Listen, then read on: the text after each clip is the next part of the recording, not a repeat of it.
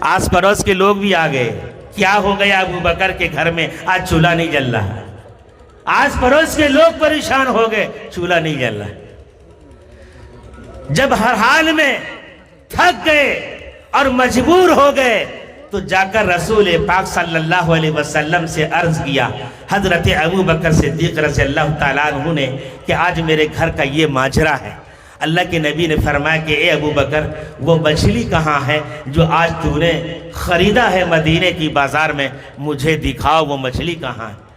اللہ کے نبی علیہ السلام حضرت ابو بکر صدیق رضی اللہ تعالیٰ عنہ کے گھر تشریف لائے اور آپ نے فرمایا کہ مچھلی لاؤ، کہاں ہے ابو بکر؟